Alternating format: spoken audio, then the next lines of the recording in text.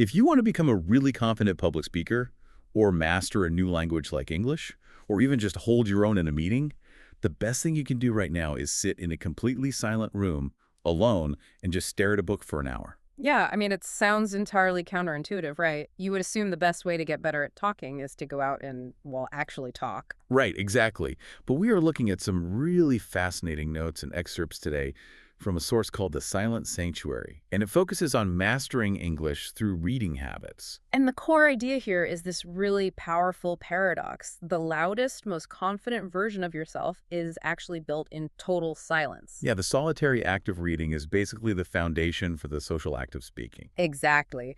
The source frames reading not just as, passively consuming words, but as a silent sanctuary that literally equips you for the noise of the real world. Okay, let's unpack this, starting with the absolute reality of our modern daily life. Because before we can even talk about how books make us better speakers, we really have to address the elephant in the room. The battle for our attention. Exactly. Our source text points out a truth we all try to ignore. Nowadays, people are spending significantly more time on their phones. We are reading less and scrolling more. Oh, definitely. But the text explicitly describes reading books as more useful, specifically highlighting it as a way to relax and achieve a quiet mind. Which is so interesting because it brings us to the fundamental difference in how our brains process these two activities. I mean, the modern default state is just the endless scroll. Right, but I actually want to push back on that premise immediately. Oh, really? How so? Well, if reading genuinely helps us relax, if it is this ultimate tool to give us a quiet mind, then why do we completely reject it when we are tired? That is a very fair point. Right. Like if you have been sitting in classes all day or dealing with a crazy busy office job, your brain doesn't crave a quiet sanctuary. It craves Instagram or YouTube shorts. Why does a tired brain choose the noise over the sanctuary? Well, it comes down to cognitive depletion Yeah. and the mechanics of your dopamine system. Okay, break that down for me simply. Sure. So when you have been making decisions all day, your prefrontal cortex, which is the part of your brain responsible for focus and attention, is just completely exhausted. It's running on empty. Exactly. And scrolling requires absolutely zero effort from that part of your brain. The algorithm just gives you these variable rewards. Like a funny video of a dog? Right, or a shocking news headline, or a beautiful travel photo. And it happens on an unpredictable schedule. So your brain gets these tiny, easy hits of dopamine without having to do any actual work. It is the path of least resistance. You know, I used to think of it like fast food versus a home-cooked meal. Oh, that's a good comparison. Yeah, like scrolling is the fast food. It's quick, it's effortless, but ultimately you just feel kind of empty afterward. While reading a book is like cooking a healthy meal. It takes more effort up front, but it actually nourishes you. That makes total sense for how it feels. But a better way to look at what is actually happening in the brain might be the difference between being a passenger on a roller coaster versus going rock climbing. Oh, I like that. Elaborate on that a bit. So when you are scrolling, you are on the roller coaster, you are strapped in, the machine is just pulling you along, and the tracks completely control your emotions. You are just along for the ride. Exactly. You just sit there and let the drops and turns happen to you. It's completely passive. But reading a book is like rock climbing. Because you have to actively engage. Right. You have to scan the wall. You have to decide where to put your hand next. You have to pull your own weight up the story. If you stop putting in effort, the climb just stops. What's fascinating here is that the physical exertion of that rock climb is exactly what provides the relaxation. Wait, exertion causes relaxation. Yeah. The source calls it a quiet mind, but neurologically speaking, a quiet mind isn't an empty mind. It is a singularly focused mind. Meaning all the other background noise just gets shut off. Precisely. When you scroll, when you are on that roller coaster, you are experiencing cognitive whiplash. Because the context changes so fast. Right. Every 3 seconds, it's something new. A tragedy, then a dancing cat, then a political argument, then a shoe ad. It's exhausting just thinking about it. Your brain is desperately trying to understand each new piece of information, but before it can process the emotion of one video, you swipe to the next. So you never actually settle. No, and that induces a state of low-grade constant anxiety. It is a state of high-alert passivity. Wow, high alert passivity. So the brain is firing frantically but not actually getting anywhere. Exactly. But reading, on the other hand, is active relaxation. You are the engine. You have to do the work to make The words mean something. Right. The words on the page are just black ink. Your brain has to decode the grammar, pull up memories to understand the words, and actively paint the picture in your mind. Like creating a movie in your head. Yes, and because this requires so much processing power, your brain literally does not have the energy to worry about that awkward conversation you had earlier in the day. That makes so much sense. That single-pointed focus forces the mind to finally quiet down. So it is basically the mental equivalent of drowning out the static. But if reading requires so much upfront effort, if we have to pull ourselves up that rock wall, it completely changes the importance of what kind of wall we choose to climb. The materials we choose to engage with. Right. Which brings us to the reading diet. The source actually gets specific about the types of books people are drawn to.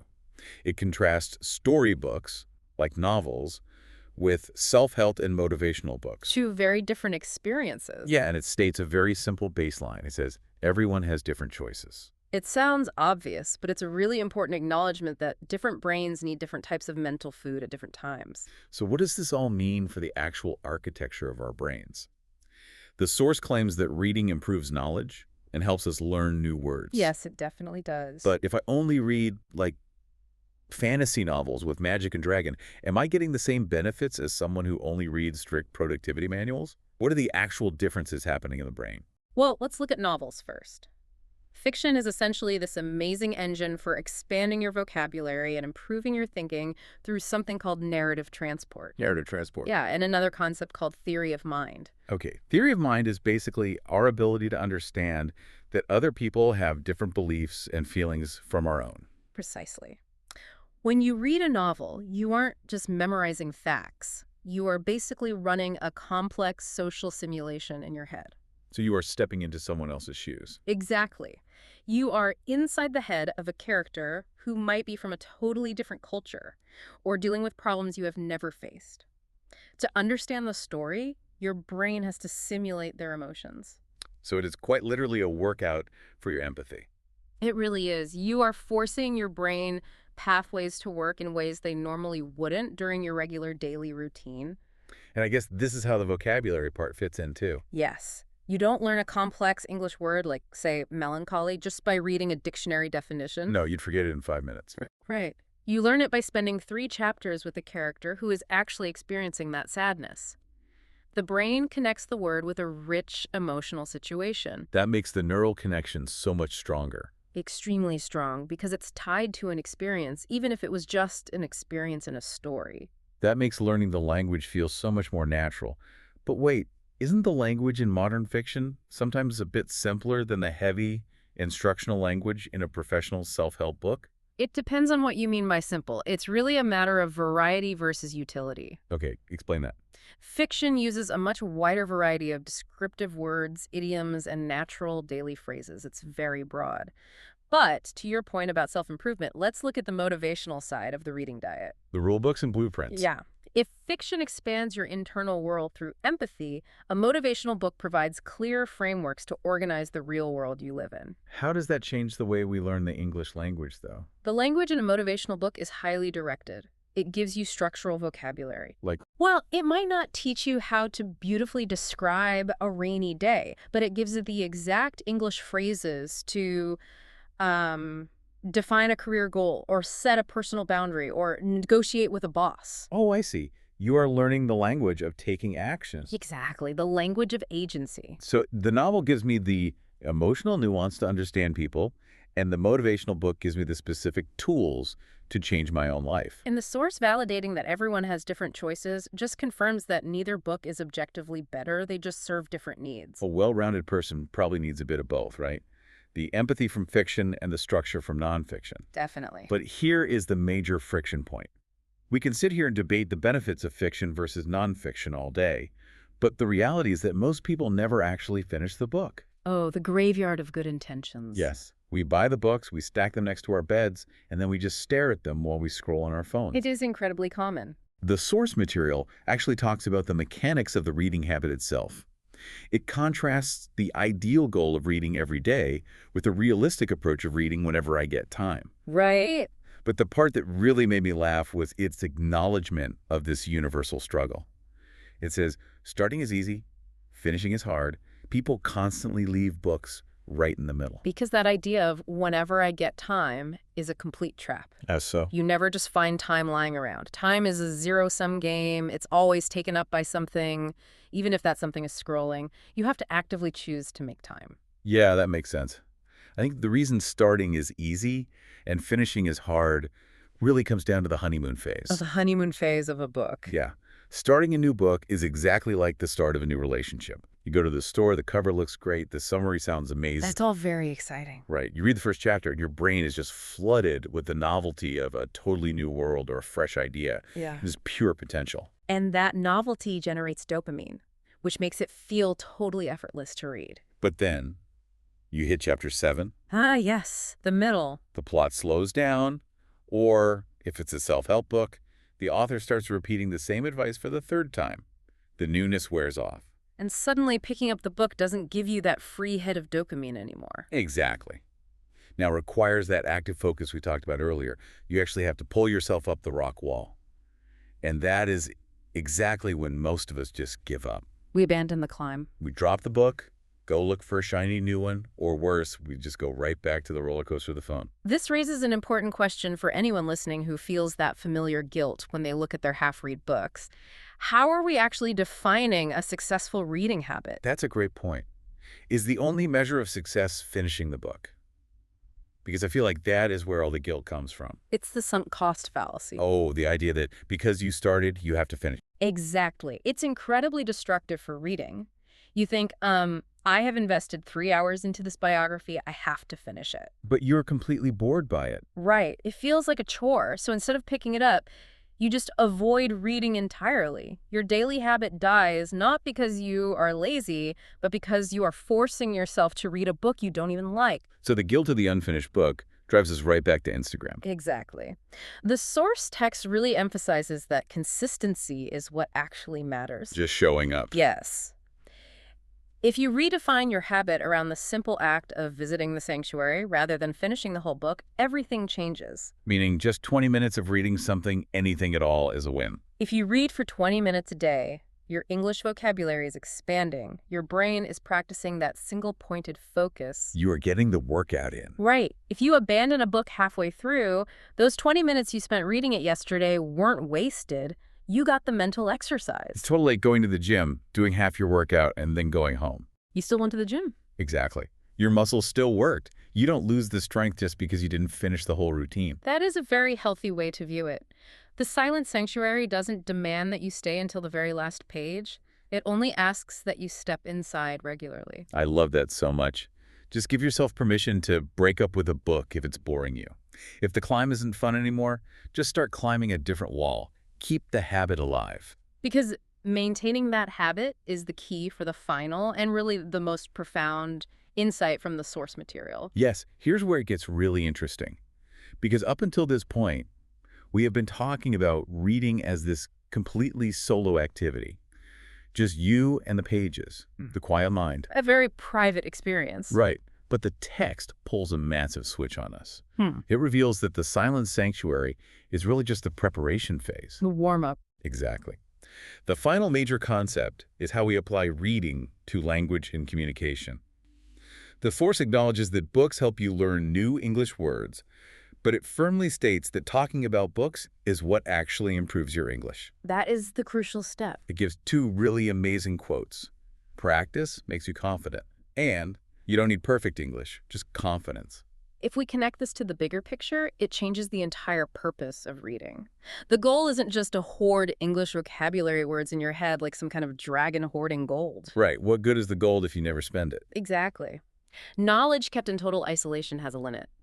The true power of the empathy you learn from a novel or the action steps you learn from a motivational book only happens when you actually speak those ideas out loud. But the jump from reading silently to speaking out loud is terrifying. Oh, absolutely. I mean, anyone who has ever tried to learn English, or really any second language, or even just tried to speak up in a scary work meeting, knows that exact fear. You know the words perfectly in your head, but the moment you open your mouth, your mind goes blank. In language learning, there is actually a concept for this called the affective filter. The affective filter. Yes, it is basically a psychological wall that stops you from speaking. When your anxiety is high, the filter goes up, and your ability to communicate just breaks down completely. Because we get paralyzed by fear. Right. We worry about using the wrong grammar or having a bad accent or just sounding silly in front of other people. We're chasing this idea of perfect English, and the fear of not being perfect just makes us stay quiet. Which is exactly why the source's advice is so brilliant. Stop trying to be perfect. Pursue confidence through practice instead. But how does talking about a book specifically fix that? Like, why is a book the secret weapon for destroying that fear of speaking? Because it shifts the spotlight away from you. Oh, I see. When you try to make general small talk or talk about your own life, the pressure is entirely on you. Everyone is looking at your performance, your grammar, your personality. Which makes the anxiety spike. But when you talk about a book you just read, the book becomes a third object in the conversation. You are no longer the main subject. The ideas in the book are the subject. Wow, that completely lowers the stakes. You are just sharing a story or explaining a cool concept. You aren't desperately searching your brain for something smart to say because you already have all this fresh material loaded into your memory from your reading session. You essentially have a cheat sheet for the conversation. Exactly. If I just read a chapter about, say, a huge historical mystery or a really tense scene in a thriller, I am genuinely excited to share the story. And that excitement overrides the fear of speaking. Yes, you might still mess up a grammar rule or stumble on a new English word, but because the person listening is hooked on the story, the communication is still a success. And that successful moment, even if it wasn't perfectly spoken, tells your brain that you won. Exactly. It registers as a huge win. The affective filter lowers just a little bit more, the fear shrinks, and the brain pathway linking your thought to your spoken words gets much stronger. Practice makes you confident. It doesn't say practice makes you perfect. Perfection stops you from trying. Confidence keeps you moving forward. The silent sanctuary prepares your mind, but speaking out loud is what locks in the mastery. You take the quiet focus you built while rock climbing the book, and you use it to handle the noisy reality of a real-life conversation. So to everyone listening, think about the last time you closed a book or even just finished a really good chapter. Did you just put it away on your desk and go to sleep? Probably. Right. Or did you find a friend the next day and say, hey, I have to tell you about this crazy concept I just read? Did you let that English practice stay silent in your head? Or did you actually give it a voice? That is the ultimate test of whether the habit is truly working for you. We started this deep dive, looking at the struggles of our modern daily life. The addictive pull of the phone, the mental exhaustion of the scrolling roller coaster, and why reading a book feels so hard when we are tired after a long day. Yet we saw how that active mental effort is exactly what forces our brains to calm down, tuning out the daily stress through deep focus. We looked at the reading diet, realizing that fiction builds our empathy and natural vocabulary, while motivational books give us the clear, direct language to take action in our lives. We completely destroyed the guilt of the unfinished book, recognizing that forcing yourself to finish a boring book kills your habit. Consistency, just showing up to read for a few minutes, is far more important than reaching the final page. And finally, we uncovered the biggest benefit of all.